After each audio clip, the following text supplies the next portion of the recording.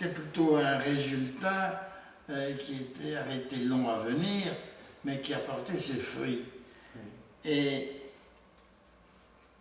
tout à l'heure, on parlait d'un personnage intéressant lui aussi, car il s'agit d'un ouvrier italien qui s'était sauvé en Corse, fuyant le fascisme. Oui, Piccolo. Oui, bon, mais et qui a été accueilli à Sceaux, où il était maçon, et qui s'est mis du côté des résistants. Oui, parce que si tu veux, Piccolo était un communiste en Italie, et évidemment, tout de suite là-bas, il a été accueilli par des communistes. Hein, il y en avait déjà à Sceaux des communistes. Ouais. Pourquoi il s'est installé à Sceaux? Parce qu'il a tué des communistes. Et il s'y est marié, je l'ai dit tout à l'heure. Il a toujours vécu au village. Après, il n'a eu qu'un fils qui est parti sur le continent, puis bon, qui a vendu même la maison que sa mère avait à Sceaux. Donc Piccolo avait fui, il avait été déjà purgé à l'huile de ricin par les fascistes, donc il avait fui en Corse. Voilà. Et il travaillait comme maçon. Et il était là depuis les années 30, peut-être, je ne sais pas. Mussolini a pris le pouvoir en 29, c'est ça? Donc c'était au début des années 30. Il est arrivé en Corse au début des années 30. Il y a fait souche, mais il n'a eu qu'un fils. Qui s'est jamais occupé de rien. Je crois qu'il l'a fait envoyer au lycée et tout, donc il a fait que des petites études. Cela illustre fort bien que le fascisme est un phénomène international, oui, et que la résistance au fascisme est aussi un phénomène international. Ah, bien sûr. Ah, bien sûr. Bien sûr, si tu veux, il y avait des clans. Il y avait le clan progressiste, qui était, d'où les résistants étaient là. Et puis il y avait le clan, il ne va pas dire fasciste, il ne faut pas aller jusque-là, mais des traditionnels, des vieux maires, qui étaient maires de père en fils. À Sceaux, par exemple, à l'époque, était au Jopiello qui était la mère. Bernard Sémédé, le grand-père du médecin Bernard Sémédé, c'était une exception. Une exception, il était Bernard Sémédé, le vieux, donc était venu par hasard. C'était un résistant de la 11e heure.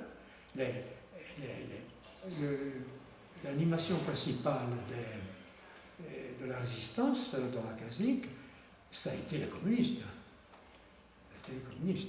C'est évident. Et côté FFI, ils s'y sont mis aussi. Il y avait quelques demi-soldes, des gens qui avaient fait 15 ans de l'armée ou des trucs comme ça, mais qui étaient plutôt pris comme techniciens pour s'occuper de la mitrailleuse. Peut-être, je ne sais pas, je ne sais pas vous dire. Mais là, il n'y a plus de survivants, il n'y a plus Charles, mon frère, de tout le groupe. Vous pourriez, peut-être qu'il a d'autres éléments. Ah oui, j'avais promis de donner le numéro de téléphone, et puis j'ai plus pensé. Je te le donnerai. Ouais. Et sur tu me laisseras ton numéro de téléphone. Et sur la Cassaniche dans son ensemble, qu'est-ce qu'il y a à retenir, à part Champlan? Pas grand-chose. Champlan? Pas grand-chose, là. Ouais. Les Italiens s'étaient installés dans quelques villages. Dans la Casinque, c'était à Vensolas. Voilà, à Vensolas. Mais c'était pas des fachos, c'était pas des chemises noires, c'était l'armée traditionnelle. Et les gens en rigolaient. Mais je vais te donner un exemple.